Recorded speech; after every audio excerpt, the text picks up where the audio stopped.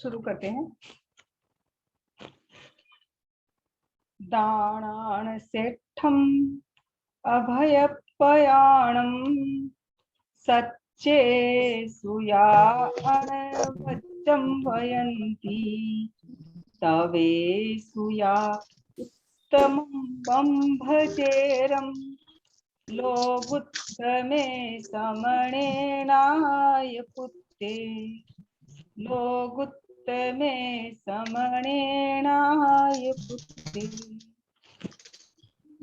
आचार्य श्री महाश्रमण जी को मेरा नमन। सभी साधु साधु मेरा मध्यण वंदामी। आदरणीय सुषमा जी को प्रणाम और आप सभी को सादर जय जिनेंद्र।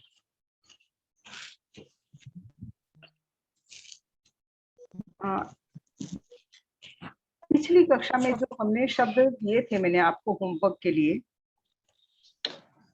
2-3 जन का होमवर्क मेरे पास आया है और बाकी लोगों का नहीं आया है।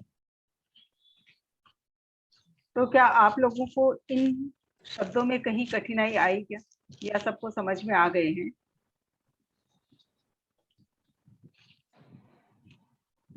कोई भी शब्द अगर किसी को समझ में नहीं आया हो कि इसमें ऐसा कैसे हुआ तो पूछ सकते हैं, और अगर समझ आ गया है तो फिर हम आगे कंटिन्यू करेंगे। मैम प्रणाम मैम।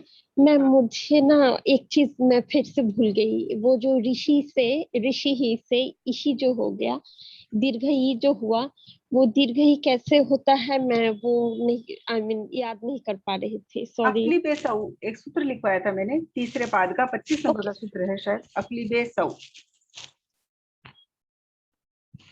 अक्ली बेसौ वो सूत्र कहता है कि इकारांत और उकारांत शब्द प्रथमा विभक्ति एक वचन में जो रस्व होते हैं और उसके आगे विसर्ग होता है, इसीलिए वो विसर्ग जो सी प्रत्यय है उसके कारण प्रथमा विभक्ति एक वचन में रस्व ई या रस्व उ को दीर्घ ई और दीर्घ उ हो जाता है, इसीलिए यह शब्द आपका बना इसी। क्या क्लियर हुआ? Thank you ma'am. Thank you ma'am. जी मैम। और किसी का कोई प्रश्न?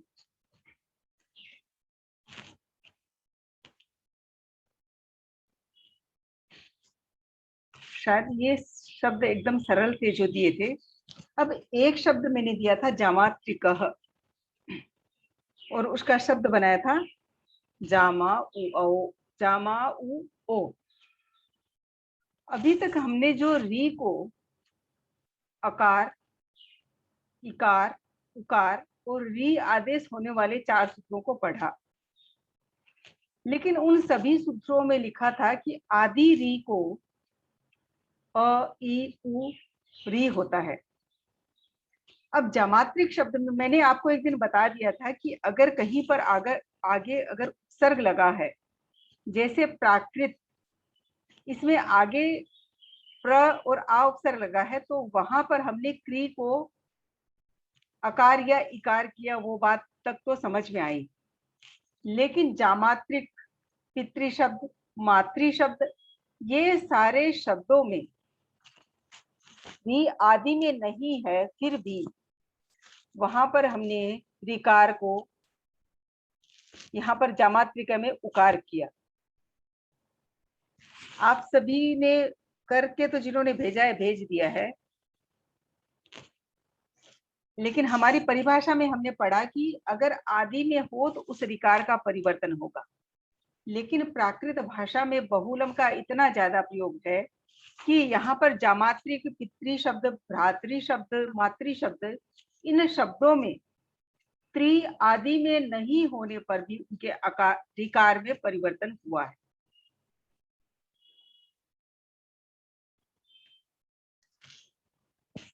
और ये बहुलम के कारण ही हुआ है, बाकी नियम के अनुसार तो आदि इकार को अकार इकार होता है ऋकार। तो अगर ऐसे शब्द कहीं पर आ जाते हैं, जैसे पितृ का प्यूरो बनता है, प्यू बन जाता है, तो पहले पितु बनेगा उद्धृत वादौग से, और फिर उस तय का लोप होके प्यू बन जाएगा। तो यहाँ पर आदि में नहीं होने से भी उस ऋकार को उकार हो गया है, बहुलम के आधार पर। तो इस चीज को आप ध्यान रखें कि प्राकृत भाषा में यत्र तत्र यानी सर्वत्र कहें तो भी बहुलम का प्रयोग दिखाई हमें देता है। बाकी सारे शब्द तो इजी थे, हो गए थे आपके, किसी में कहीं कोई दिक्कत नहीं आई किसी को। अब हम आगे हमारे सूत्र पढ़ते हैं आज। आशा जी, अगर कहीं आवाज नहीं आए तो बता दीजिएगा।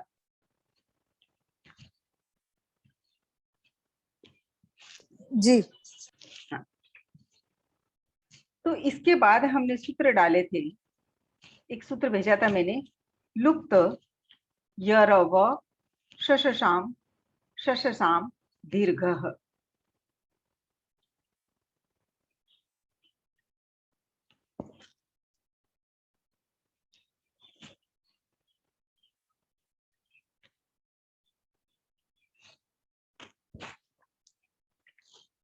एक सेकेंड।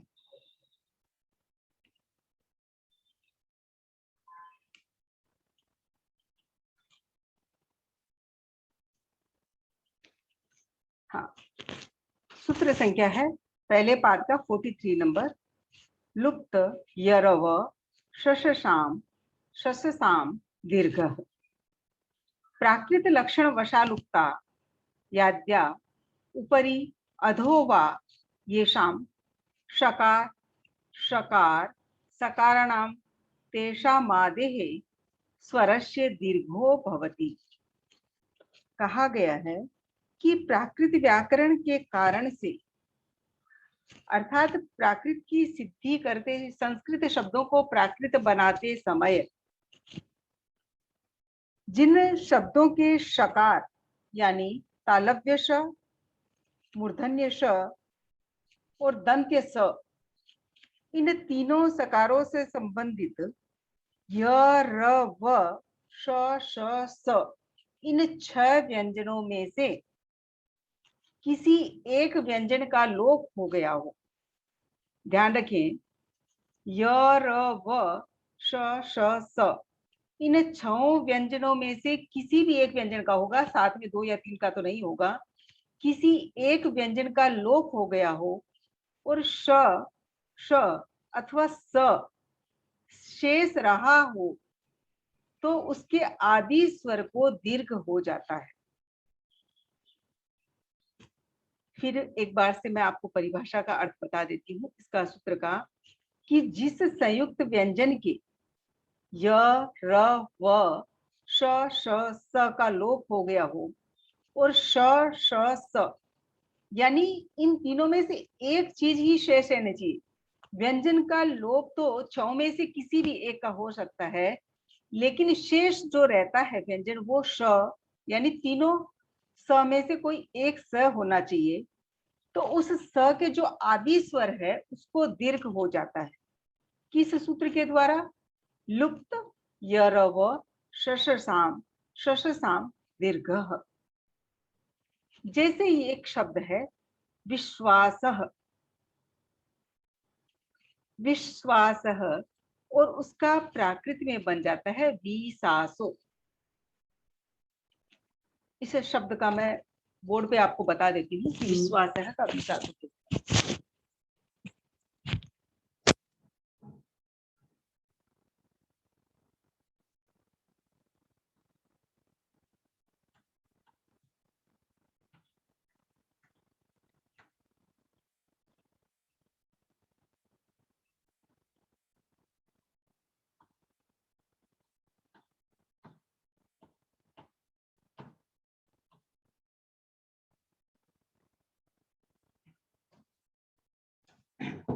अब देखिए, यहाँ पर हमारा शब्द था विश्वासः और इसका प्राकृत में बनता है विसासो। यहाँ पर अभी हमने एक सूत्र पढ़ा, लुप्त यरव शशसाम शशसाम दीर्घः। यहाँ पर विश्वासः में तालव्य श हलंत और वा दोनों समान वर्ग के नहीं होने से हमें यहाँ एक व्यंजन का लोप करना है। सर्वत्र लवराम वंद्रे सूत्र से हम यहाँ पर व का लोप करेंगे। जब व व्यंजन, हमारे 6 व्यंजन थे य र व श, श, स। इन 6 व्यंजनों में से कोई एक व्यंजन होना चाहिए। तो यहाँ पर हमारा व्यंजन वो व जो है उन 6 व्यंजनों में आता है। सर्वत्र लबराम अवंद्रे से व का लोप होने पर शेष रहता है श, तालव्य श। तो कंडीशन के अनुसार यहाँ पर जो श शेष रहा है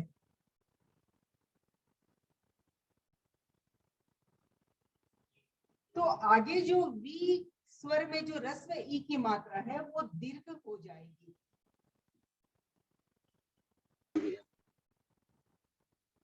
यहाँ पर जो रस्व इकार की मात्रा थी वो दीर्घ हो गई।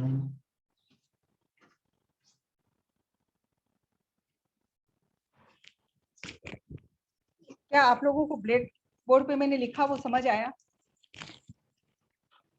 आवाज आ गई थी क्या? आ गया।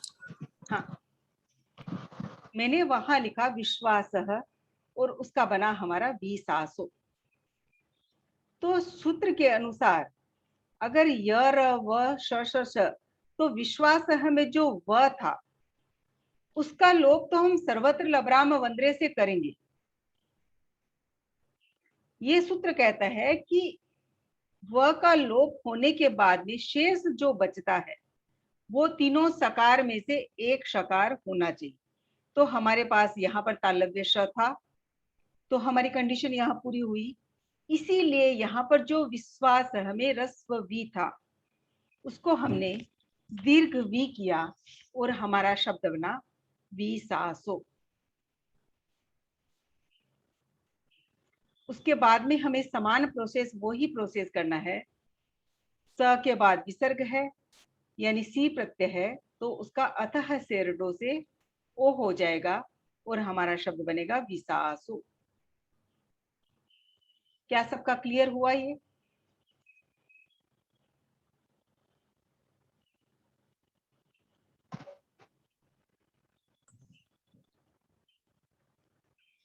क्या सबका क्लियर हो गया है या किसी को समझ नहीं आया है? जी।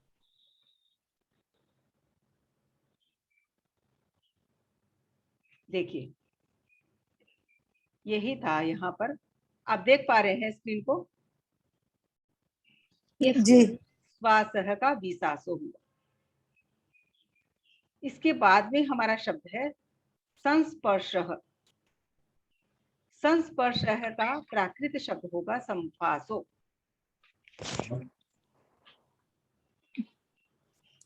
अब यहाँ पर इस शब्द की सिद्धि कौन करेगा?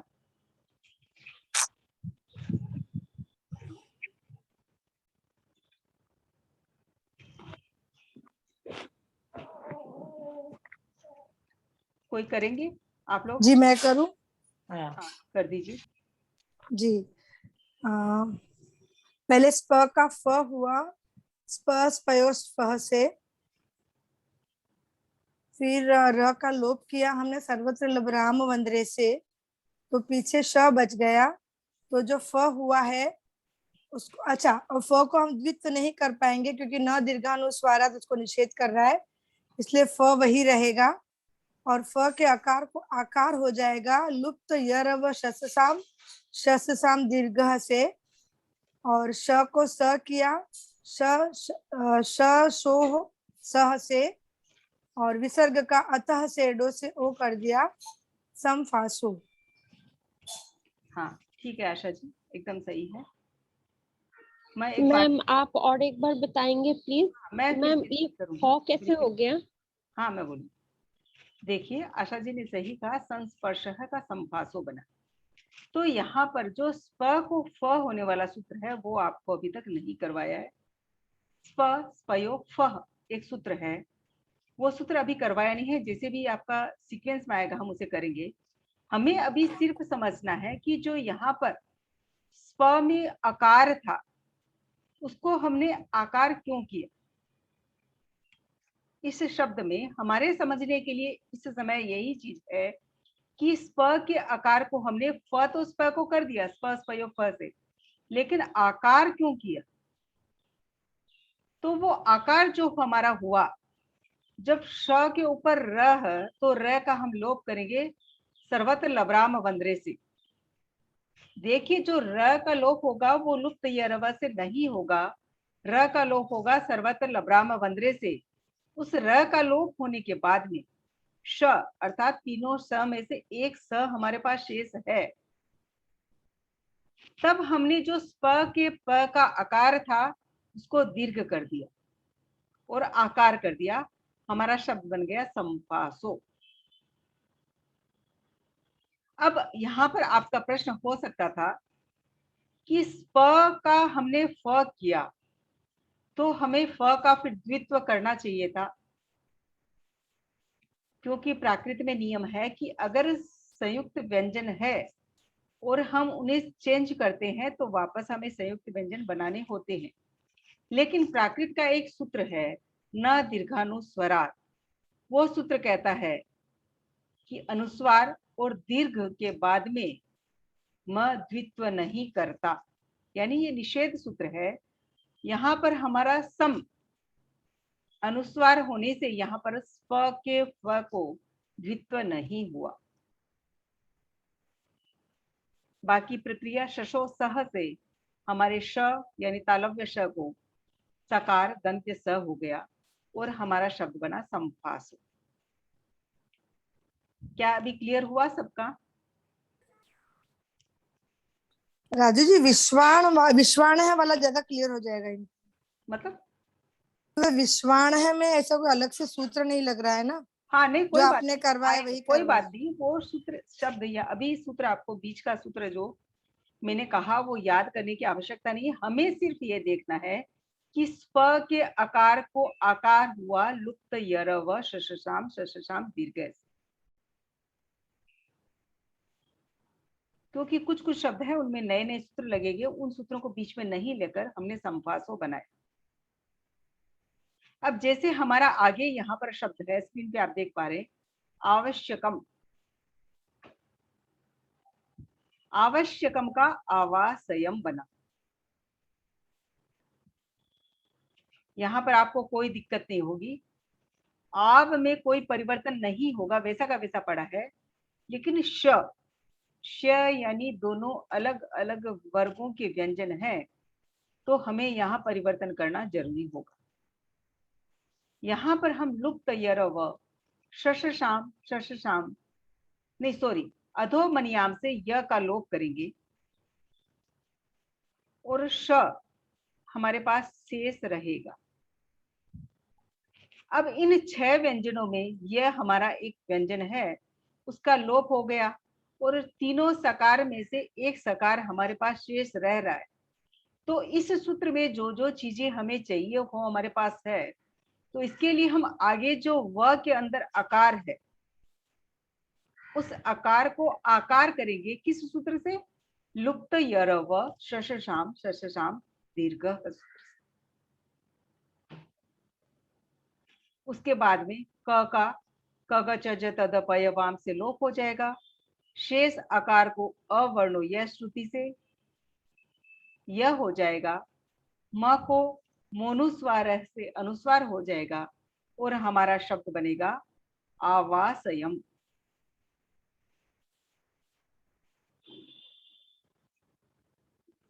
क्या सबको समझ आ गई ये चीज?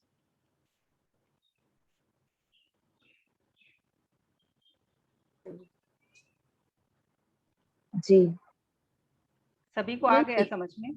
इकारांत और अकारांत को थोड़ा सा एक बार एक्सप्लेन करें ना, तो एक्चुअली वो थोड़ा सा उसके कारण ऐसा लग रहा है। क्या चीज का बोला आपने? इकारांत और अकारांत मतलब कहाँ पर? नहीं, जैसे नहीं ये कह रहे हैं कि इकारांत अर्थात जिसका अंत ई से हो रहा हो उसे इकारांत कहेंगे और जिसके अंत में अ आ रहा है उसको अकारांत कहेंगे। हाँ ओके, थैंक यू मैम। यही पूछना चाह रहे थे क्या आप? वो थोड़ा सा वो बार बार वो अकारांत इकारांत थोड़ा सा हाँ हाँ ठीक है ठीक है। हाँ तो जो स्वर अंत में आता है, जैसे राम शब्द है, जीर्ण शब्द है, उसमें ण के बाद में ण के साथ में अस्वर मिला हुआ है, जैसे महावीर शब्द है, महावीर में र के साथ में अ है, आप देख पा रहे हैं ना, जब इसका संधि विच्छेद करेंगे तो हलंत र और अ आएगा, तो ये शब्द हमारा हो गया अकारांत अर्थात अअंत। अअंत। फिर जैसे एक मुनि शब्द लिया हमने, मुनि शब्द जो है अंत में जब इसका हम संधि विच्छेद करेंगे तो म उ न और रस्व ई आएगा। जब रस्व ई अंत में है तो हम इकारांत कहेंगे उसमें। फिर साधु शब्द लेंगे, साधु या गुरु शब्द लेंगे, तो वहां पर जब संधि विच्छेद करेंगे र उ अंत में आ रहा है तो हम उसे उकारांत कहते हैं। तो क्या मैम ये मतलब ये जो शब्द से जो शब्द के लास्ट वाला आता है उसी से ही करते हैं, जैसे अभी आपने बताया महावीर, तो जो अपन संधि विच्छेद करते हैं तो अ आता है, तो जो लास्ट वाला वर्ड होगा उसी के साथ ही अकारांत इकारांत का देखते हैं। हाँ, लास्ट में जो होता है ना स्वर, उसी के आकार उसी के हिसाब से बोला जाता है। Okay ma'am. हाँ, नहीं, लेकिन जैसे अभी आपने बताया ना कि जैसे ये आवश्यक कर्म आवश्यक कम में आपने श का बीच में बोला था ना, अभी इसमें अ आ रहा है, अकारांत आ रहा, तो मैंने कहा ये बीच में कैसे अभी। नहीं वो बात इसमें हमने अकारांत का मतलब वैसे ठीक है, अकारांत यानी अ अंत तो सॉरी वैसे मैम, मतलब थोड़ा सा लगा इसलिए पूछा। नहीं, वो समझाने की दृष्टि से कहा था कि आकार दिखाई दे रहा है, मतलब वह के अंदर आकार है ना, तो वह के अंदर जो आकार है उसको आकार कर दिया लुप्त यरव शशाम शशाम दीर्घ। ओके ओके ओके मैम, बस वो इसलिए वो थोड़ा कंफ्यूजन हो रहा था कि लास्ट में लगता है या ऐसे, नहीं, इसलिए। वो अकारांत तो आकार अंत तो उसी को बोला जाता है जो शब्द होते हैं। यहाँ पर अकारांत मतलब बोला गया, ठीक है, वो आकार कह सकते हैं हम, आकार को आकार। Okay, thank you ma'am. ठीक है, अब हमारा एक शब्द है दुश्शील। दुश्शील, तो आप में से कोई इस शब्द की सिद्धि करें। मैं करूं भाई? हाँ रंजू जी कीजिए। हाँ, यहाँ पे स का लोभ हुआ है, कग कग तद प कग चज तद प सस स क पा मूर्धम लोग से। रंजू जी सूत्र गलत बोला है, सही करिए। मतलब शुद्धि नहीं है, उच्चारण में गलती है, उच्चारण में गलती है। अच्छा, कगत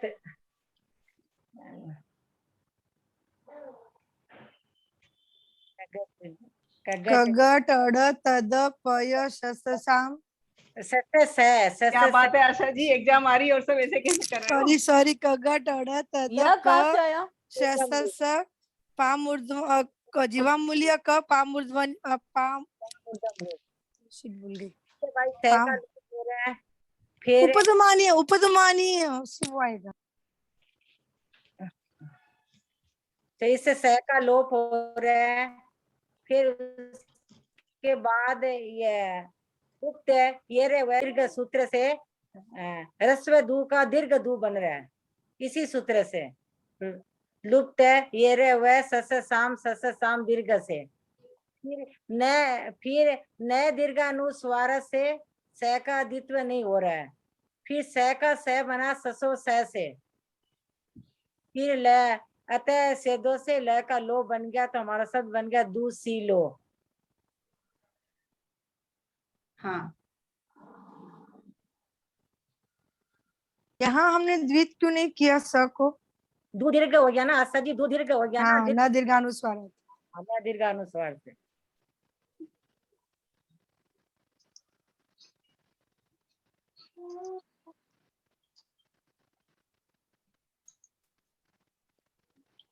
ठीक है, सबको समझ में आ गया यहाँ पर? दुश्शील है का दुशीलो क्यों बना?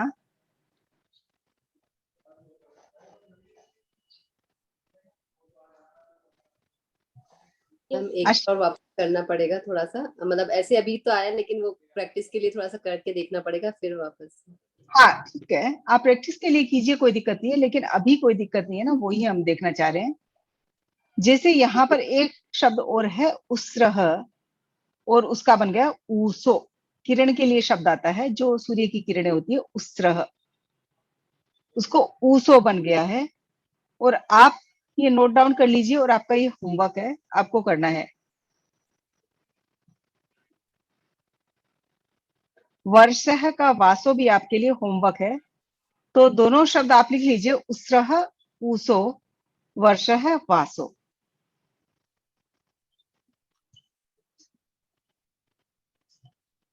फिर नेक्स्ट हमारा सूत्र आता है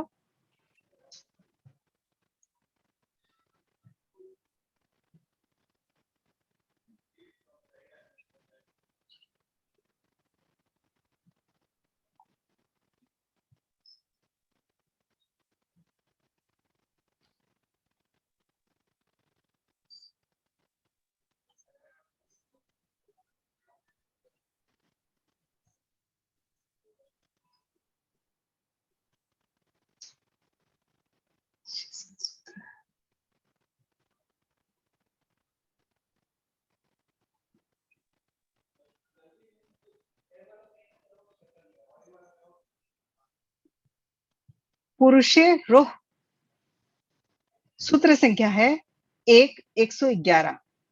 पहले पाद का 111 नंबर का सूत्र है पुरुषे रोह। देखिए, प्राकृत भाषा में कुछ सूत्र सिर्फ एक शब्द के लिए होते हैं, कुछ सूत्र दो शब्दों के लिए होते हैं, और कुछ कुछ सूत्र होते हैं 3, 4, 5 और बहुत सारे शब्दों के लिए भी होते हैं। तो जो सूत्र एक शब्द के लिए होते हैं हम उनके आगे लिख लेते हैं, क्योंकि परीक्षा में, जैसे यहाँ पर तो हमारी परीक्षा नहीं होगी, लेकिन कभी कभी हम पूछ लेते हैं कुछ ऐसे सूत्र बताइए जो सिर्फ एक एक शब्द के लिए ही प्रयोग में लिए जाते हैं। तो यहाँ पर हमारा सूत्र है पुरुषे रोह। पुरुष शब्दे रोरूत ईर भवति। पुरुष शब्द में रुकार के उकार को, देखिए यहाँ पर पुरुष शब्द के जो र में उ की मात्रा है उसके उकार को इकार यानी जो रू था उसको री में बदल दिया। किस सूत्र ने? पुरुषे रोह सूत्र ने। और हमारा शब्द बना पुरुषः का पुरीसो। सिर्फ यहाँ पर 3 सूत्र लगेंगे हमारे इसमें। रू को री किया पुरुषे रो सूत्र से, फिर शशो शशो सह सूत्र से शकार को हमने सकार किया, क्योंकि प्राकृत भाषा में, महाराष्ट्रीय प्राकृत में सिर्फ दंत्य स का प्रयोग ही होता है। और फिर अतः से रडो से विसर्ग को ओ किया और हमारा शब्द बन गया पुरीसो। उसके बाद हमारा सूत्र है व यण नो व्यंजने। आपके पास लिखा होगा पहले पाद का 25 नंबर का सूत्र है व यण नो व्यंजने। व यण और न यानी कवर्ग, खवर्ग, कवर्ग, चवर्ग, टवर्ग और तवर्ग, इन चारों वर्गों के अंत्य व्यंजन यानी पंचम वर्ण को व य ण न, इन व्यंजनों को अनुस्वार हो जाता है। किस सूत्र से? व य ण नो व्यंजने। संस्कृत शब्दों में यदि इन चारों व्यंजनों के पश्चात व्यंजन रहा हुआ हो तो इन शब्दों के प्राकृत रूपांतर में इन व्यंजनों का अनुस्वार हो जाता है। जब इन व्यंजनों का अनुस्वार होगा तो वो अनुस्वार कहाँ लगेगा? पूर्व स्वर पे। जैसे हम एक शब्द लेते हैं पंक्ति, मैं ब्लैक बोर्ड पे लिखती हूँ।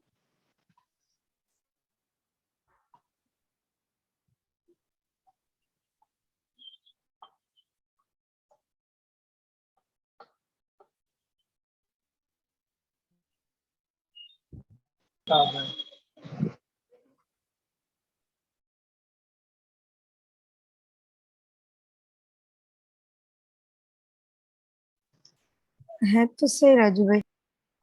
बंद हो गया था ना बीच में कुछ। हाँ, आपकी आवाज बिल्कुल नहीं आई और आप दिख भी नहीं रहे थे। आपकी आवाज मुझे नहीं आ रही है, मेरी आवाज आ रही है क्या?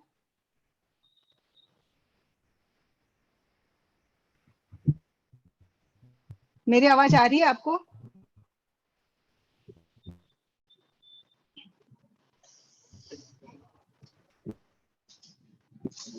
क्या मेरी आवाज आ रही है आप सबको? आशा जी आवाज आ रही है?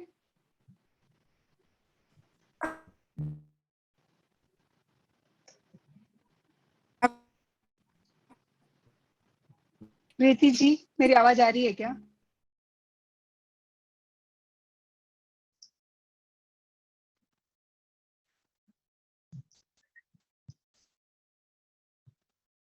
क्या आप लोग सुन पा रहे हैं मुझे?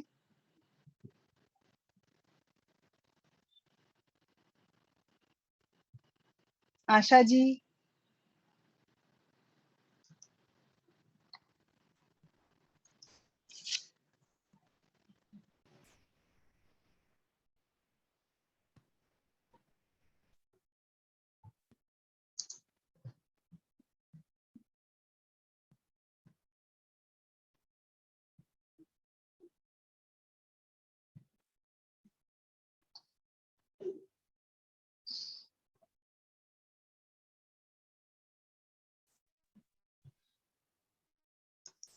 क्या मेरी आवाज नहीं आ रही है? कोई सुन पा रहे हैं मुझे?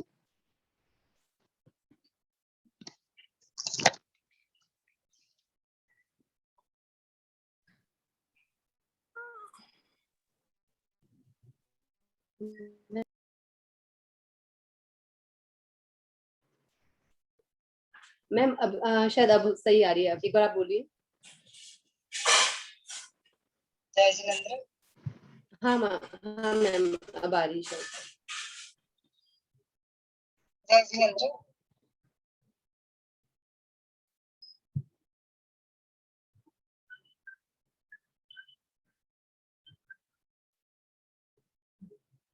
आ रही है, आ रही है, आशा जी मेरी आवाज आ रही है?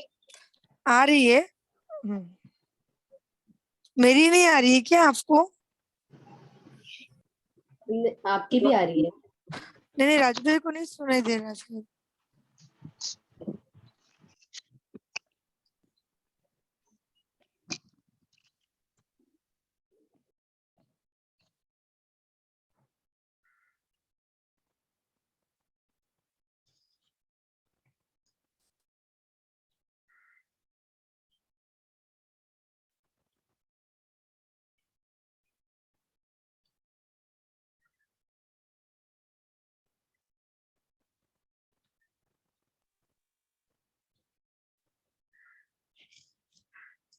क्या मेरी आवाज आ रही है आप लोगों को? जी आ रही है, क्लियर आ रही है, क्लियर आ रही है जी। तो इतनी देर से मैं बोल रही थी, क्या नहीं आ रही थी? नहीं आ रही थी। तो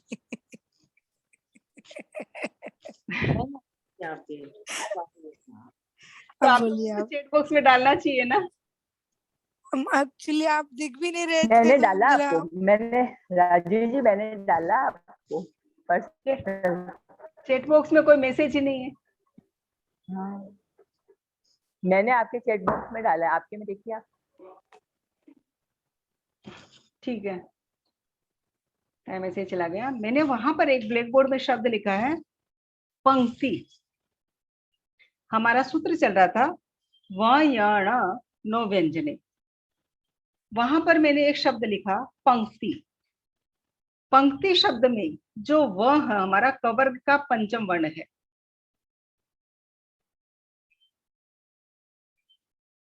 तो उस वर्ण का हमारा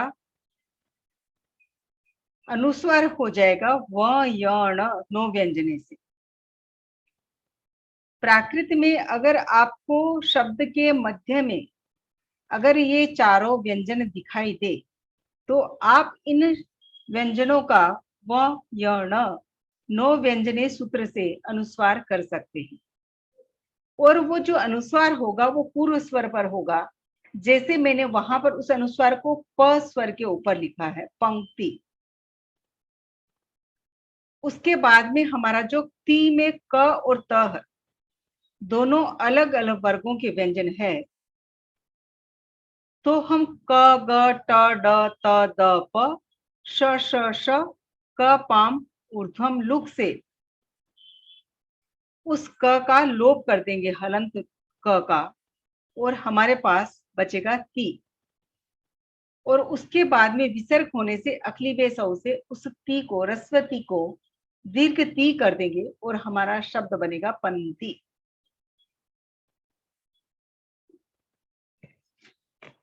क्या ये सब सबको समझ आई ये चीज? Yes ma'am.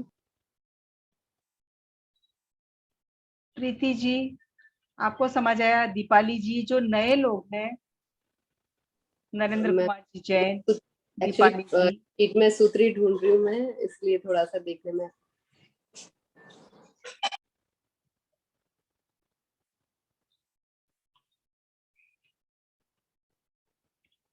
तो ये सूत्र आपका सबका क्लियर हो गया है। वह यण नो व्यंजने, अर्थात इन चारों व्यंजनों को अनुसार हो जाता है। जैसे मैं फिर आपको एक शब्द दूं, कंचुकः, कंचुकः शब्द है हमारा और उसका बन जाएगा कंचुओ। मैं ब्लैक बोर्ड पर लिख देती हूँ शब्द को।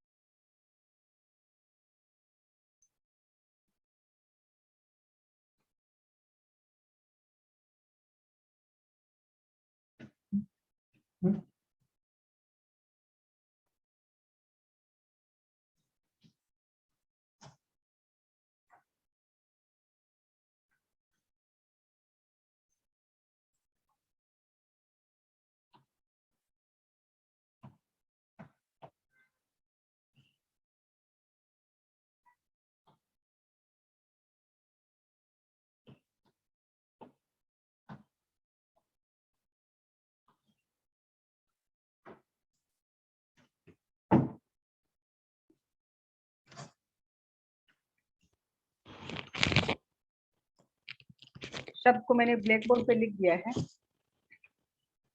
अब आप बताइए कंचुकः का कंचुओ कैसे बना? मीना जी आप बताइए। दुगड़, मीना जी दुगड़।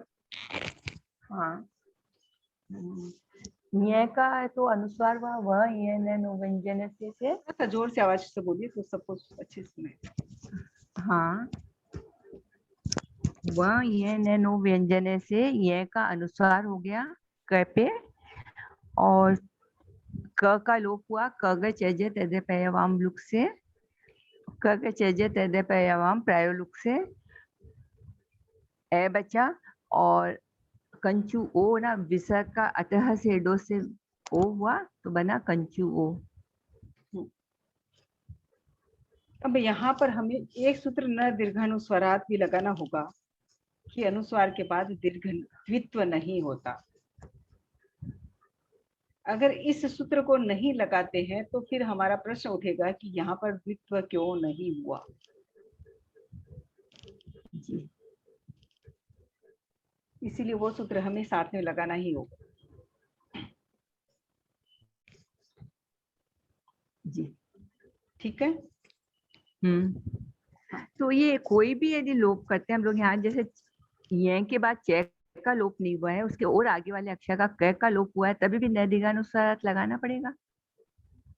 नहीं तो आगे वाले क से कोई लेना देना नहीं है, लेकिन कंचुका में हमने य को अनुस्वार बनाया, हमारा दो व्यंजन थे, एक व्यंजन हो गया, तो रूल के अनुसार वहां पर हमें द्वित्व करना होता है शेष का, लेकिन यहाँ पर हम नहीं करेंगे क्योंकि हमारा अनुस्वार आ जाता है इसी।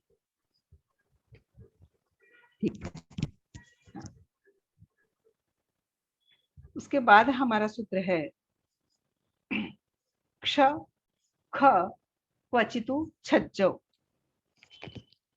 ये दूसरे पाद का 3 नंबर का सूत्र है हमारा। क्ष ख क्वचितु छज्जौ।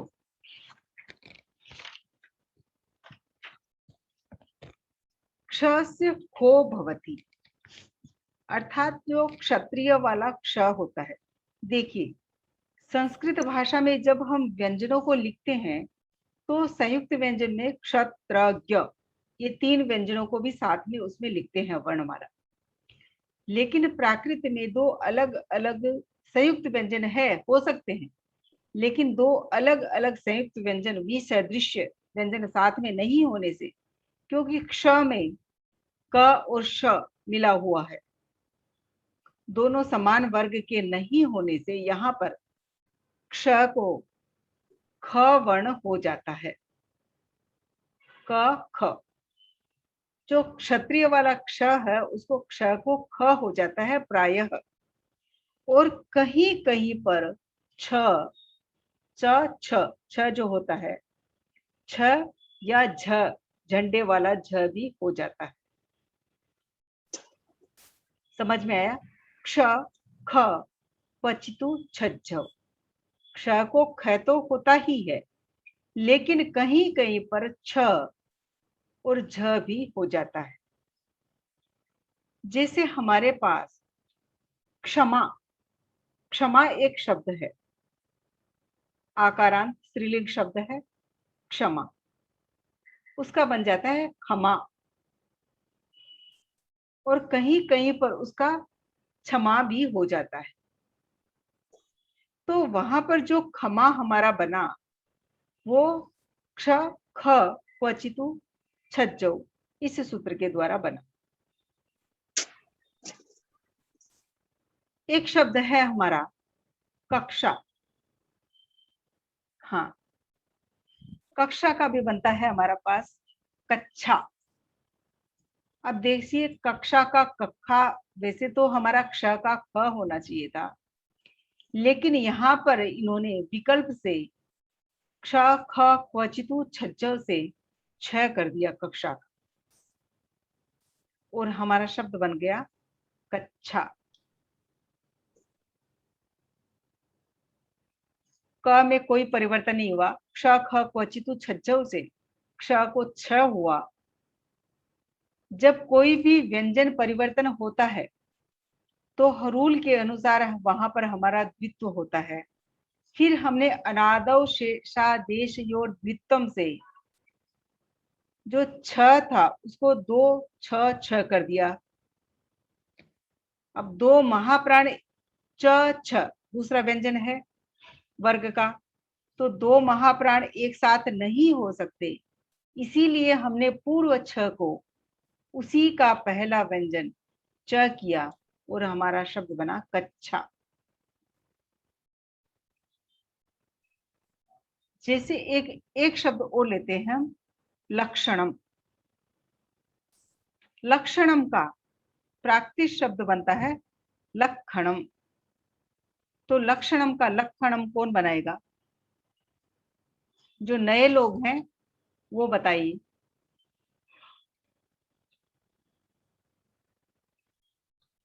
लक्षणम का लक्षणम कैसे बनेगा? दीपाली जी क्या आप बता सकते हैं?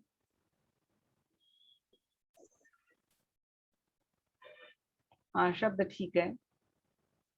विमल जी जैन बता सकते हैं क्या आप?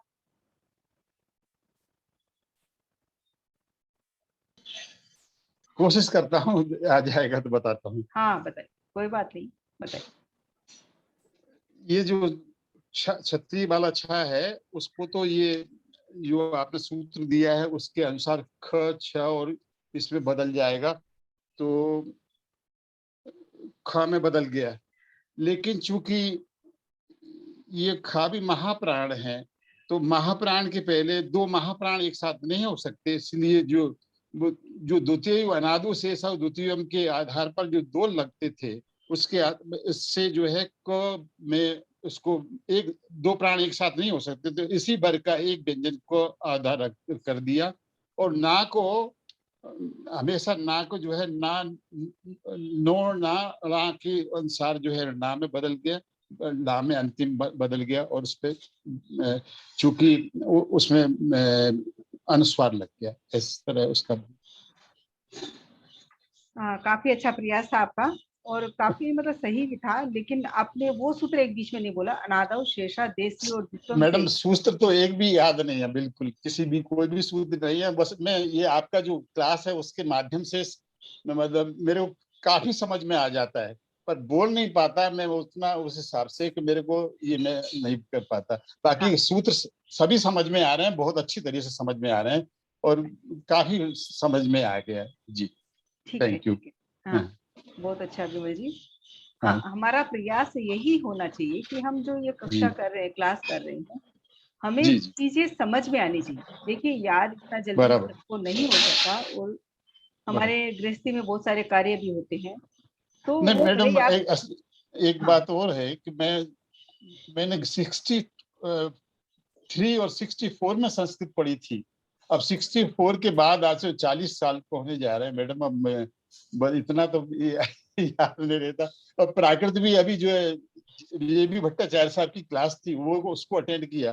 तो ये जो है थोड़ा सा समझ में नहीं आता था, लेकिन काफी अच्छा समझ में आएगा, काफी ग्रेस कर ले रहा हूँ। Thank you madam. हाँ, अच्छा है विमल जी। हमें यही प्रयास करना है कि हम जो भी क्लास करते हैं, वहां पर जितनी चीजें पढ़ाई जाती है, एटलीस्ट 75% हमारे समझ में आ जानी चाहिए।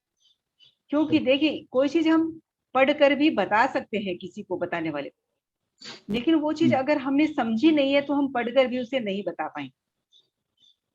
तो आपके पास सूत्र है, शब्द है, कभी आपके पास शब्द आया कि कक्षा कैसे बना, तो आपको माइंड में रहेगा कि ऐसा कोई एक सूत्र था, क्ष ख क्वचित छज्जौ। तो आप फटाफट जब आपकी पुस्तक में से निकालेंगे तो आपको पता चल जाएगा और आप दूसरे को बता पाएंगे। जी जी। तो हमें यही कोशिश करनी है कि सूत्रों को याद करें। अगर याद नहीं कर पाते हैं तो उनको समझे जरूर। आप एक बार पूछिए, 2 बार पूछिए, मुझे कोई दिक्कत नहीं है। बराबर। अगर आप व्हाट्सएप पर भी पूछते हैं, क्लास में भी पूछते हैं, इसीलिए अच्छा करें, कोई दिक्कत नहीं। Okay, thank you madam. हाँ, ये हमारा हो गया। तो जहां कहीं भी क्ष ख क्वचित छज्जों से क्ष को हम कहीं पर ख बनाएंगे, कहां पर छ और झ भी बनाएंगे। अब उसके बाद हमारा सूत्र है, एक सूत्र और लेते हैं हम, साध्वस ध्य याम झ। दूसरे पाद का 26 नंबर का सूत्र है, साध्वस ध्य याम झ। अब देखिए, दोनों सूत्र कुछ कुछ मिलते जुलते हैं। ये सूत्र कहता है साध्व से संयुक्तस्य ध्य यश्चो झ भवति। अर्थात साध्वस शब्द जो है, सूत्र में आपके पास सूत्र है, उसमें साध्वस शब्द लिखा हुआ है। उस साध्वस शब्द के ध्व को झ, झंडे वाला जो झ होता है, झ की प्राप्ति हो जाती। किस सूत्र के अनुसार? साध्वस ध्य याम झ। तो अब जो हमारा शब्द है साध्वसम, उसको सज्जसम बन जाता है। साध्वसम एक शब्द है, उसको सज्जसम बन जाता है। उस सूत्र की सिद्धि मैं आपको बताती हूँ। साध्वसम ध्व। तो ये सूत्र कहता है कि जो ध्व है, उसको मैं झ में परिवर्तित कर देता हूं। ध्व को झ में परिवर्तन हो गया। अब हमारा नियम है कि अगर दो व्यंजन, यहाँ पर द्वित्व था, 2 व्यंजन थे संयुक्त, तो हमें फिर से इन्हें संयुक्त करना है। इसीलिए झ को हम अनादौ शेषादेशी और द्वित्वम से द्वित्व करेंगे। च छ ज झ वर्ग का चतुर्थ व्यंजन अर्थात महाप्राण। द्वितीय और चतुर्थ व्यंजन महाप्राण है, तो 2 झ जब हमारे पास आए अनादौ शेषा से, उसके बाद 2 महाप्राण एक साथ नहीं रह सकते प्राकृत भाषा में। इसीलिए द्वितीय तूर्ययोर ऊपरी पूर्व सूत्र से प्रथम जो झ था हमारा, उसको हमने ज बनाया और हमारा सूत्र हुआ साध झ स और मोनुस्वार से अनुस्वार किया। तो हमारा शब्द बनना चाहिए था साध्यसम, लेकिन आशा जी लिख रहे हैं कि सज्जसम बना। एकदम सही है। अब जब यहाँ पर सा में आकार की मात्रा है और उसके बाद में झ, अर्थात यहाँ पर हमारा संयुक्त व्यंजन है, तो हम रस्व संयोगे से, क्योंकि रस्व संयोगे सूत्र कहता है कि अगर कहीं पर द्वित्व है यानी संयुक्त व्यंजन है और उससे पूर्व का जो स्वर है वो दीर्घ है, तो मैं उस दीर्घ स्वर को ह्रस्व कर दूंगा।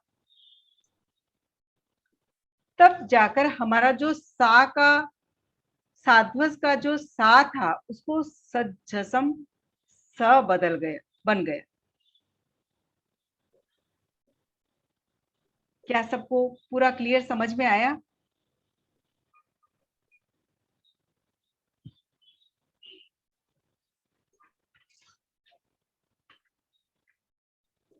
इसमें किसी को कोई डाउट है?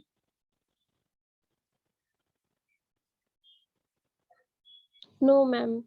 हाँ, ठीक है। तो आज हम सूत्रों को यहीं पर रखते हैं और हमारा आगे का जो है हम कथा को लेते हैं।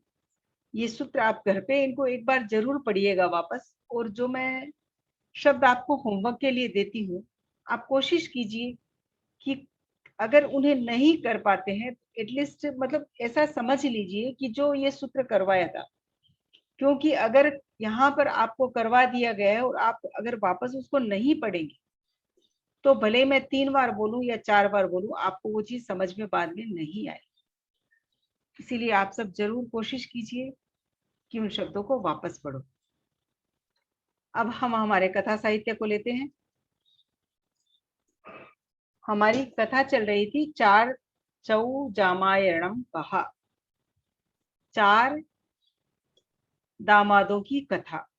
और इस कथा के 2 नंबर तक हमने इसको कर लिया था।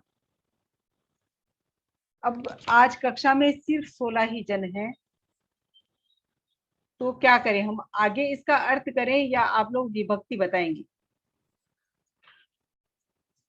बोलिए, आप लोगों की जैसी इच्छा।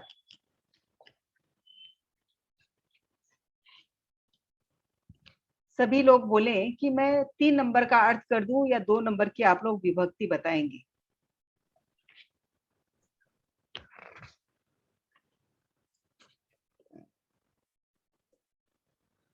क्या फिर से मेरी आवाज नहीं आ रही है? आ रही है, आवाज आ रही है। तो आप लोग जवाब नहीं दे रहे हैं, मैं प्रश्न पूछ रही हूँ तो। हाँ, विभक्ति कर लेते हैं, हमारे लिए बहुत उपयोगी हो जाएगी। हाँ, ठीक है। तो हम यहाँ पर विभक्ति शुरू करते हैं। बोलिए, एक एक लाइन का अर्थ करते जाइए और बोलते जाइए। आशा जी, आप ही बोल दीजिए सबसे पहले। तेहिम से जी शुरू कीजिए। जी। तेहिम जामायरेहिम पायतिंग वायम पी खज्जरसलुद्धतणेन तवो गंतुम नेच्छन्ति। तेहि जामायरेहिम आशा जी, तेही नहीं है, तेहिम बोलिए। तेहिंग तेहिंग तेहिंग जी। एक बार मैं तेहिंग इसको मतलब शुद्ध पढ़ देती हूँ, एक बार शुद्ध जी पढ़ देती हूँ। जी तेहिम जामाय रेहिम पाय तिग्गम वायम पि खज्जरस रुद्ध तणेन तौ गंतुम नेच्छन्ति। अब बोलिए आप। जी। तेहिम में तो तृतीया विभक्ति लगी है, एक वचन सर्वनाम, पुल्लिंग सर्वनाम है तेहिम। जामाय रेहिम बच्चे से नहीं, बच्चे बच्ची बहुवचन है, सॉरी, तृतीया विभक्ति बहुवचन का प्रत्यय है ये तेहिम। ये विशेषण विशेष्य के रूप में जमाइयों के लिए आया हुआ है कि उन जमाइयों से तेहिम जामाय रेहिम पायतिंग क्या होगा? पाय तिग्गम, पाय का अर्थ है पायतिगम पाद, पाद यानी चरण। पाय का अर्थ है पाद, पाद यानी चरण, जो 4 चरण या 3 चरण होते हैं ना कोई भी पंक्ति में। जी जी जी, हाँ, वो उसने जो और दीवार पे तिग्गम का लिखा अर्थ है था। 3। जी जी जी त्रिकम का तिग्गम बनाया यहाँ पर। जी। अच्छा, वो जो सूक्ति उन्होंने दीवार पे लिखी थी उसकी हाँ, उसी की बात हो रही है। जी।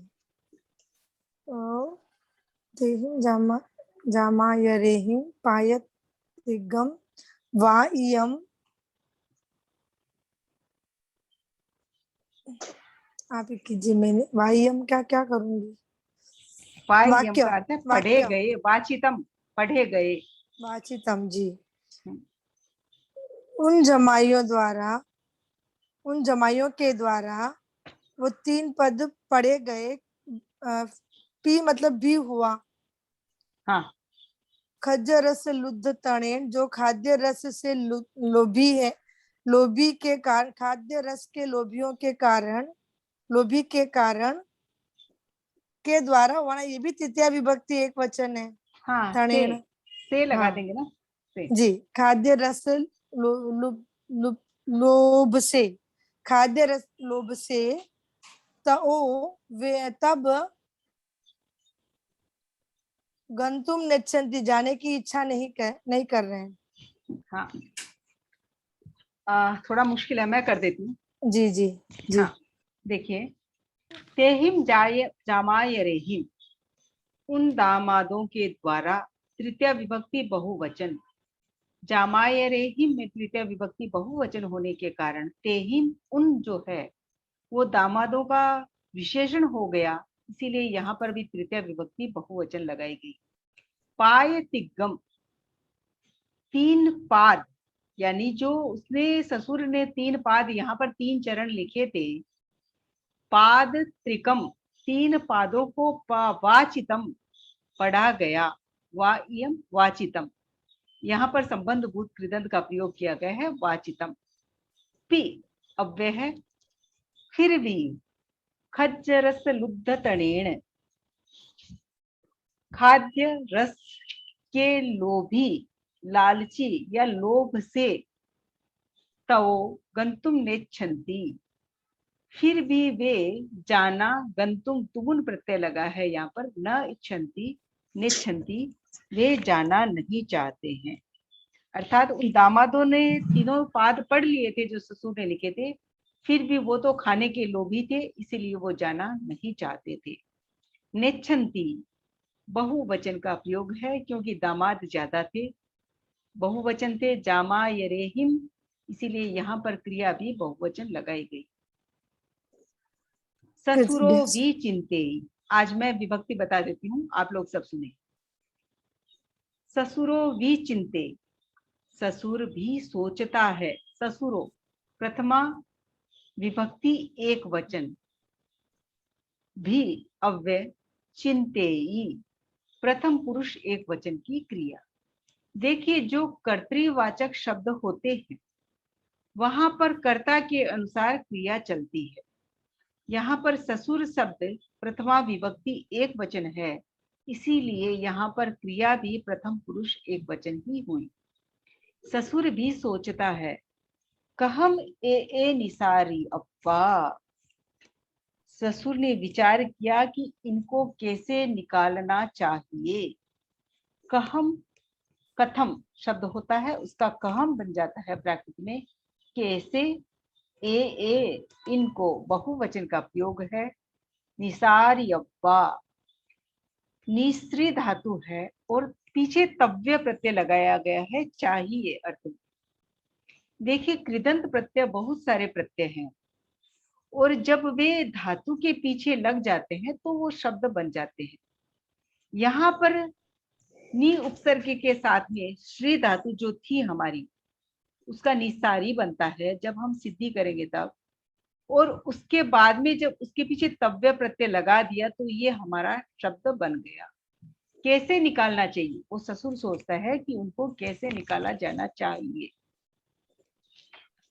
साऊ भोयण रया ए खर समाणा माण हीणा सन, स्वादु भोजन से रत, यानी स्वाद भोजन से रत ए खर समाणा, ए यानी ये बहुवचन का प्रयोग है। एते जो हमारा संस्कृत में एते होता है उसको यहाँ पर एते किया गया है।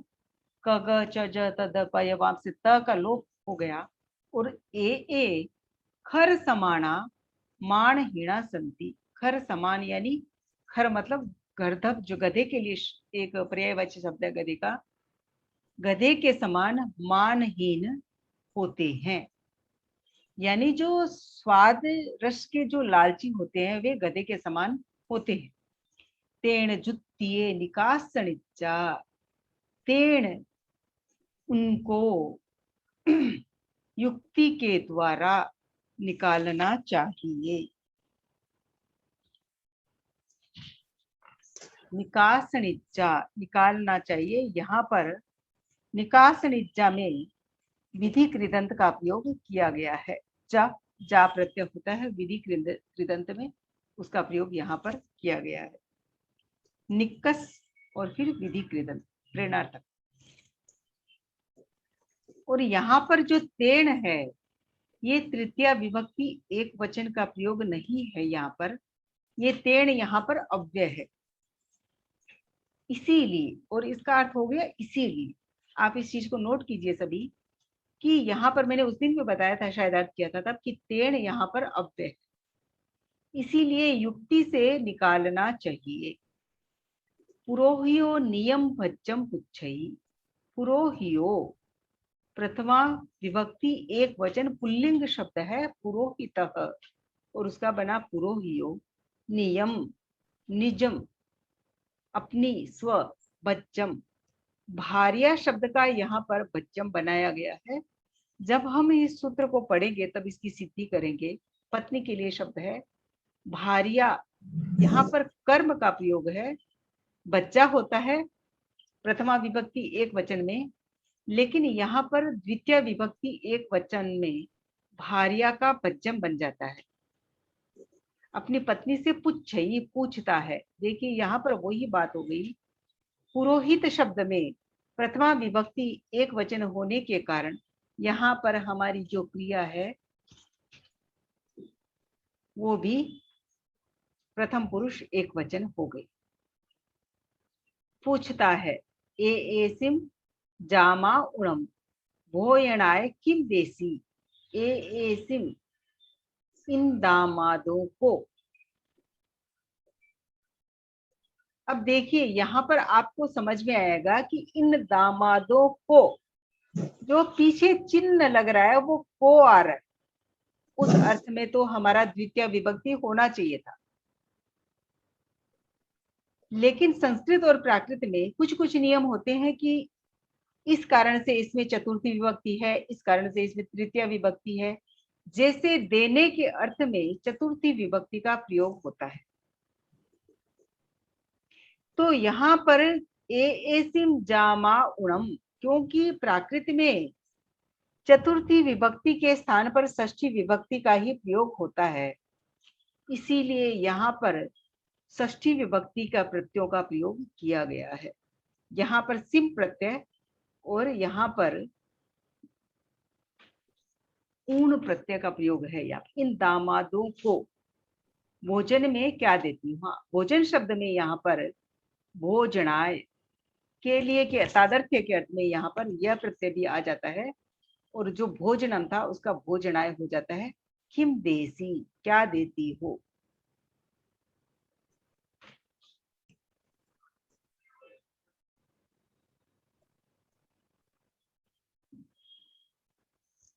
ठीक है, अब आगे है सा कहेई।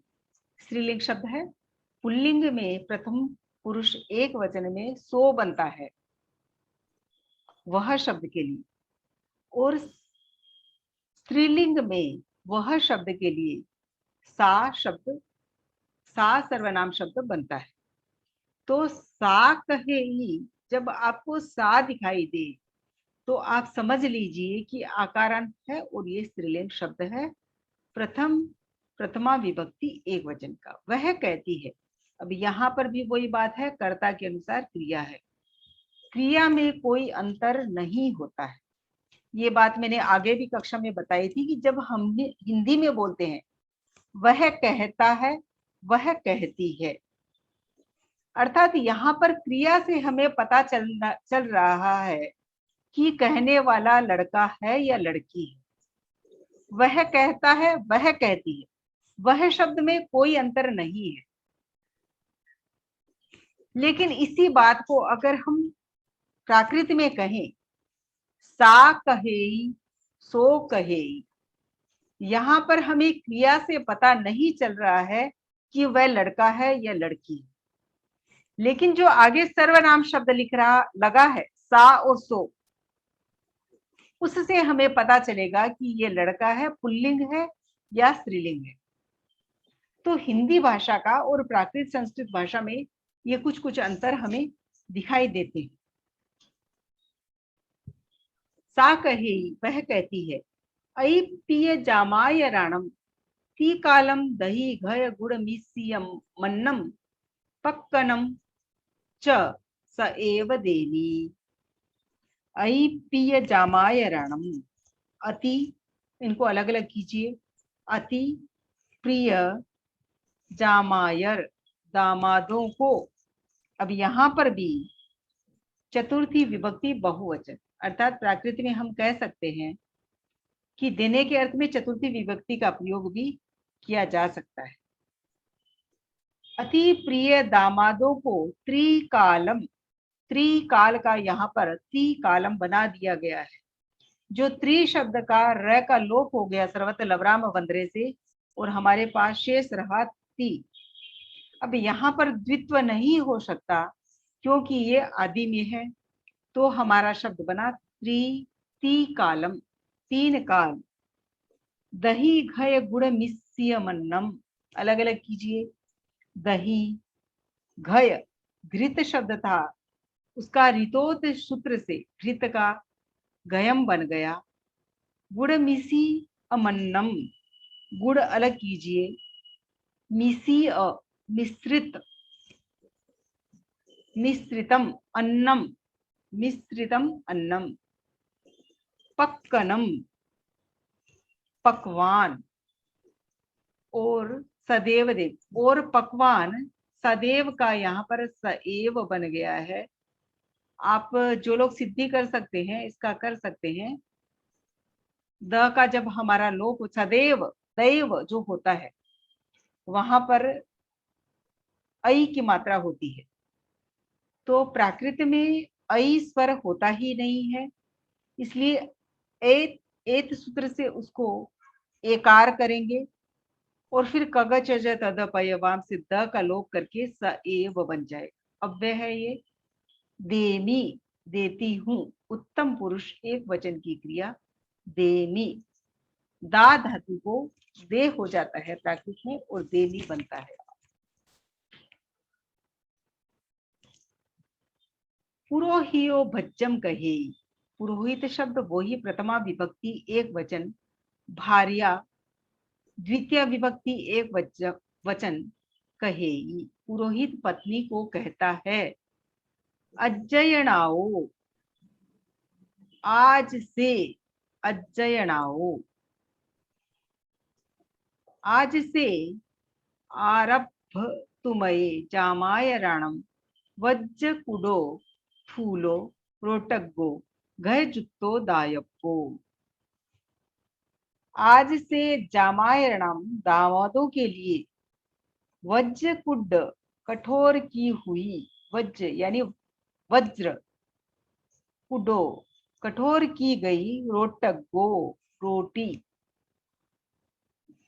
वैसे रोटी शब्द के लिए रुट्टिया शब्द भी आता है, वो स्त्रीलिंग हो जाता है, और जो ये रोटगो शब्द है यहाँ पर ये पुल्लिंग की तरह पुल्लिंग हो जाता है, रोटगो रोटी।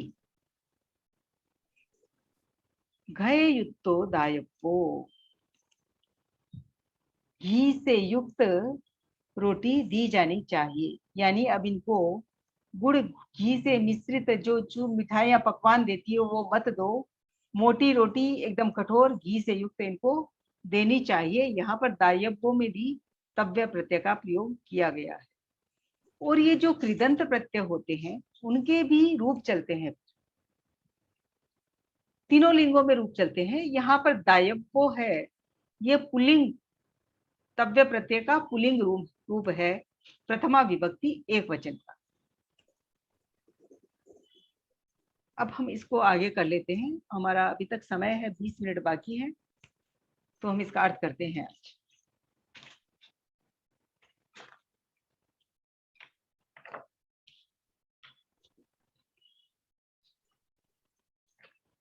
यस्य आणा अण इक्क मणिये,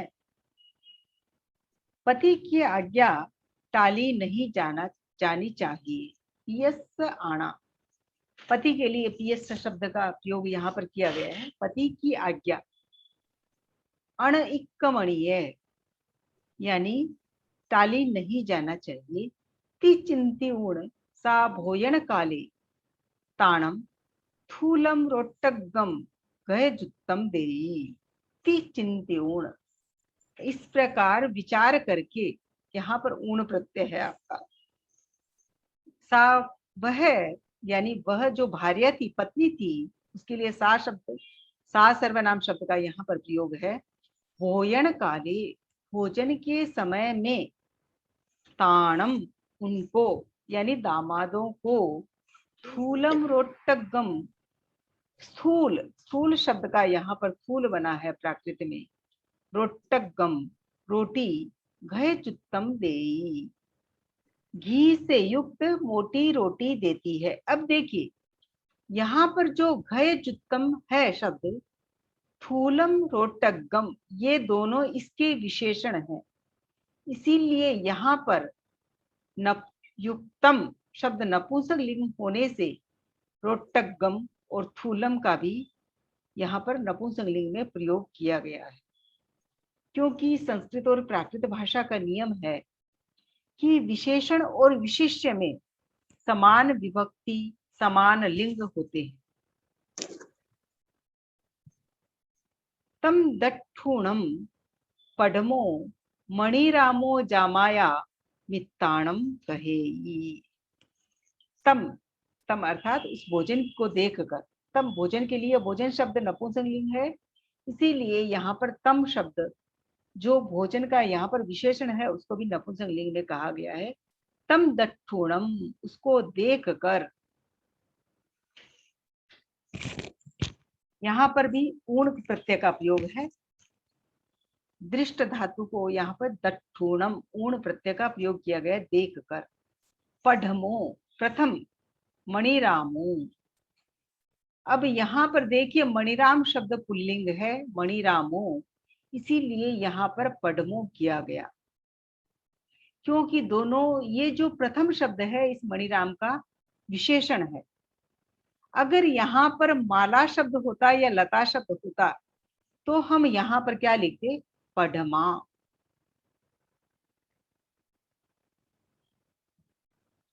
और अगर यहाँ पर पुस्तकम शब्द होता तो यहाँ पर हम लिखते पढ़मम।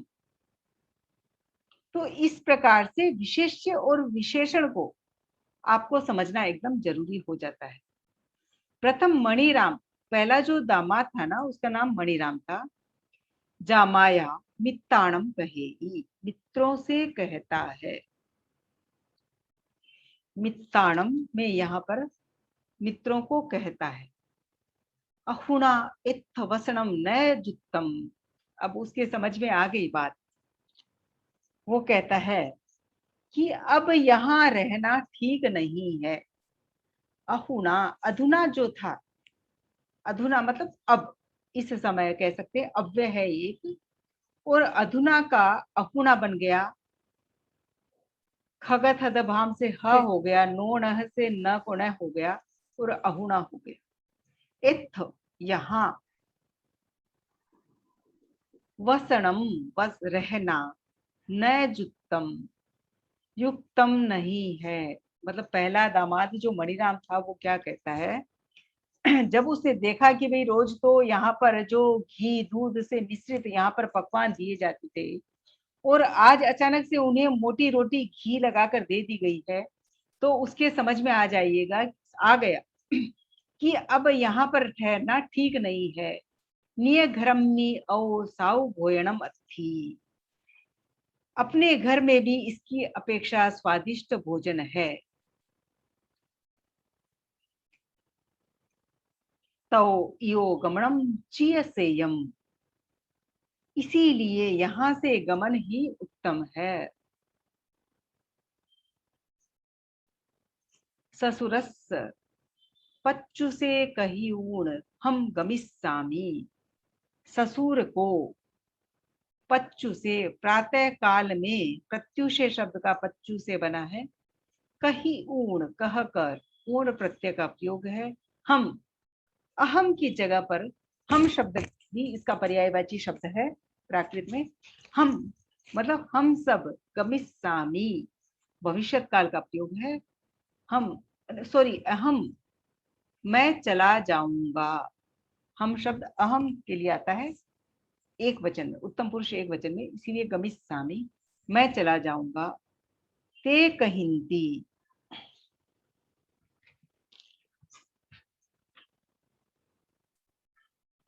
उन्होंने कहा। ते कहिंती, ये जो मित्र थे उसके और थे जमाई, वो कहते हैं भो मित्र, हे मित्र, विनामूल्यम भोजनम कथसिया, बिना मूल्य भोजन कहाँ है। वो कहता है कि वो कह रहा है कि मैं चला जाऊंगा। पहला जब जमाई कह रहा है कि मैं चला जाऊंगा, तो बाकी सारे जमाई कहते हैं कि बिना मूल्य के भोजन कहाँ पर है। एयम वज्र कुड्ड रोट्टगम साउ गणिऊन भुत्तम, यह कठोर की हुई रोटी स्वाद वाली गिनकर खानी जानी चाहिए। वो बोल रहे हैं, बाकी सब क्या बोल रहे हैं कि भाई हमें स्वादिष्ट वो जो भोजन नहीं मिल रहे हैं तो क्या हुआ, जो हमारे यहाँ पर खाना मिल रहा है वो हमें बिना मूल्य तो मिल रहा है, इसीलिए हमें इस कठोर खाने को भी स्वाद युक्त गिनकर खाना चाहिए। भुत्तपम, यहाँ पर तव्य प्रत्यय का प्रयोग किया जाए, भुक, भुज धातु को भुत्तपम किया जाना चाहिए। जो, क्योंकि अव्यय है। परन्नम दुल्लहम लोगे, क्योंकि लोक में परन्नम यानी दूसरों का अन्न दुर्लभ है लोक में। पर अन्नम, यहाँ पर संधि विच्छेद हो जाएगी तो पर अन्नम बन जाएगा। अब यहाँ पर आपका प्रश्न होगा कि हमारा शब्द था पर अन्नम, जब हम संधि करेंगे तो हमारा परा अन्नम हो जाएगा, लेकिन आगे न का द्वित होने से फिर से वो परन्नम बन जाएगा। परन्नम यानी दूसरों का जो अन्न है वो इस लोक में दुर्लभ है। ये सुई तय किम न सुआ, यह कहावत अर्थात यह सुक्ति, यह सुक्ति तय किम न सुआ, तुम्हारे द्वारा क्यों नहीं सुनी गई। यह सुक्ति तुम्हारे द्वारा क्यों नहीं सुनी गई। अब देखिए यहाँ पर वो मित्र तीनों मित्र कह रहे हैं कि यह सुई, ये जो सुक्ति शब्द है ये स्त्रीलिंग होने से ये शब्द भी स्त्रीलिंग का प्रयोग किया गया यहाँ पर। और जो यहाँ पर श्रुता, अगर पुलिंग होता तो श्रुतः सुओ बन जाता, त प्रत्यय का प्रयोग है। सुक्ति शब्द स्त्रीलिंग होने से यहाँ पर सुआ, ता, सुक्ता, श्रुता था, श्रुता का सुआ बना। यहाँ ये सुक्ति तुम्हारे द्वारा क्यों नहीं सुनी गई, वो कह रहे तव इच्छा सिया तया गच्छसु। अब वो और तो कुछ बोल नहीं पा रहे हैं तो बोल रहे हैं इसके बावजूद भी अगर तुम्हारी इच्छा है, तव तुम्हारी, षष्ठी विभक्ति एक वचन, इच्छा, सिया तवा तया इच्छसु, अगर तुम्हारी इच्छा है तो तुम जा सकते हो।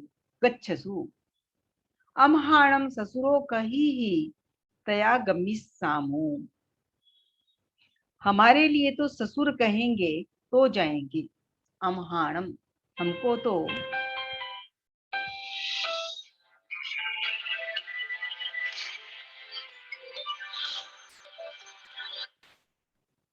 हाँ, हमको तो ससुर कहेंगे तो ही जाएंगे।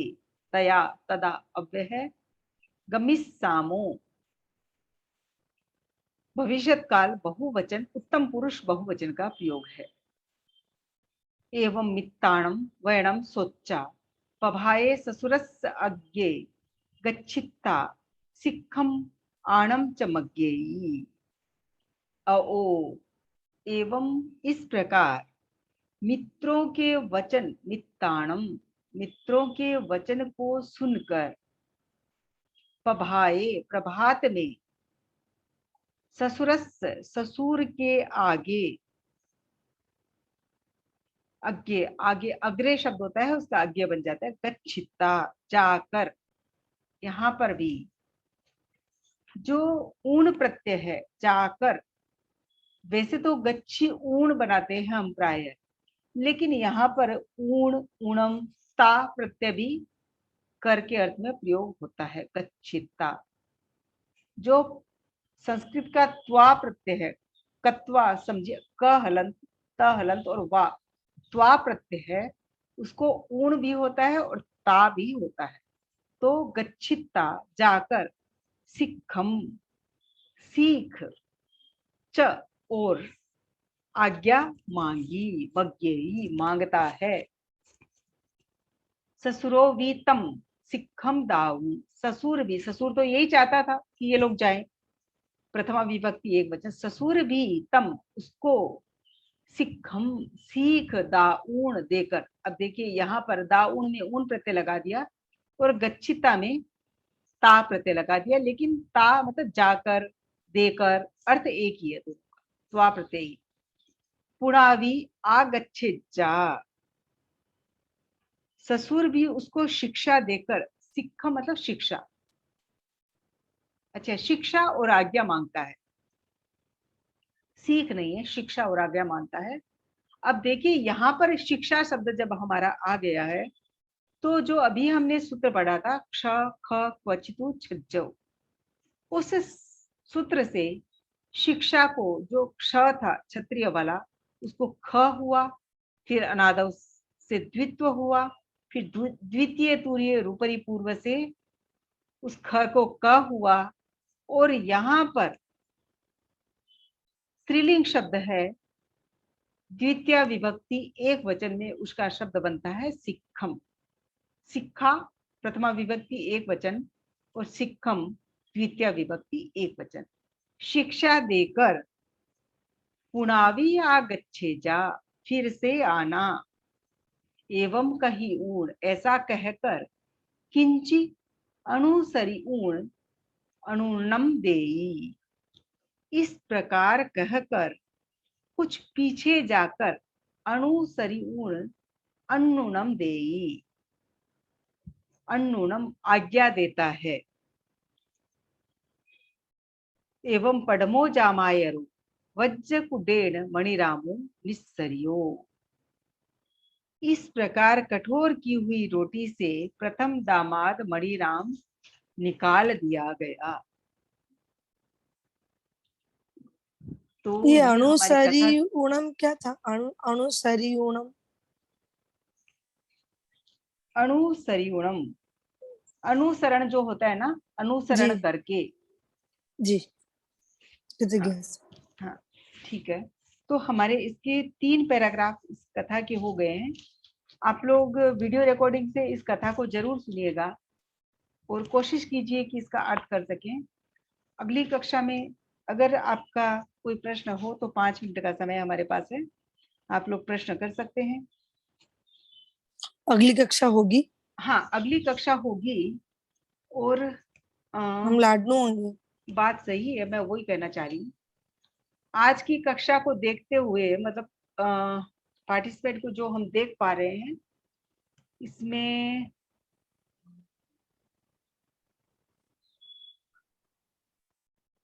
तीन चार जन है जेंट्स स्कॉलर के अलावा, है बाकी सारे जेंट्स स्कॉलर हैं।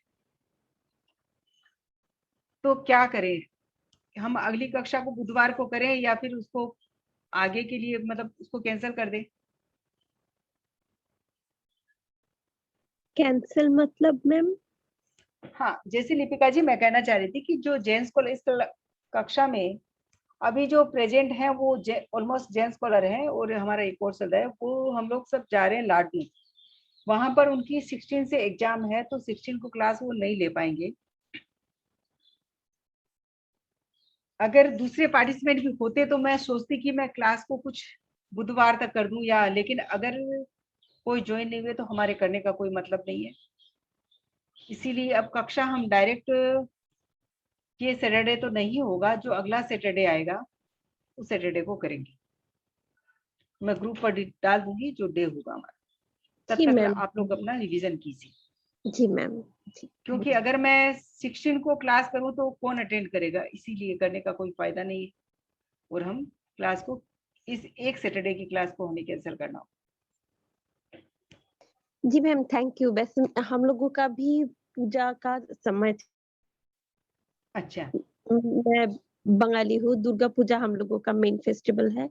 हाँ उसके बाद हाँ ठीक है। पूर्णिमा में लक्ष्मी पूजा, उसके हाँ बाद अमावस्या में काली पूजा जो महालक्ष्मी पूजा होता है हाँ हाँ इंडिया में, वो, और उसके बाद भाई दूज। तो हम लोग भी अभी बहुत हाँ thank you very much ma'am. हाँ। तो एक ये सैटरडे हमारी क्लास नहीं होगी।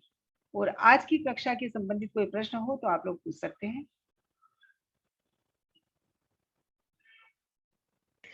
मैम, वो जो शिक्षा, वो उसमें एक क्वेश्चन था, और वो परान जो था, वो परन जो हो गया, वो दो जगह दो क्वेश्चन था। हाँ शिक्षा जो है वो क ख होके तो आकार रहेगा ना? आई मीन शिक्षा का शिक्षा हो जाएगा, है ना? हाँ हाँ ओके। और परान्न जो है, परा प्लस अन्न, तो इसमें वो ह्रस्व संयोगी वो सूत्र तो नहीं लगेगा, तब परन्न कैसे हो गया? वही लगेगा ना। देखिए, हम्म, पर दूसरों के लिए पर शब्द का प्रयोग होता है। पर अन्नम, पर अन्नम दो शब्द हैं। अब जब उन्हें संधि करेंगे तो पर में भी आकार है और अन्न में भी आकार है, तो अ प्लस अ क्या हो जाता है, आ हो जाता है, तो बन जाता है परान्नम। ठीक है ना। जी मैम। मुझे लगा ह्रस्व संयोगी सब सिर्फ उस टाइम लगेगा जब कोई द्वित्व होगा। वो नहीं नहीं नहीं नहीं नहीं, द्वित्व ऑलरेडी है ना। अन्नम में न जो है वो द्वित्व है। जी मैम, मुझे लगा था जब वो जो अनादि शेष वो वाला नहीं सूत्र नहीं, कोई सिर्फ जरूरी नहीं, द्वित्व कोई वो होता है। जरूरी नहीं। अगर संयुक्त है तो रस्व संयोगी लगेगा ही। एक मिनट, एक मिनट।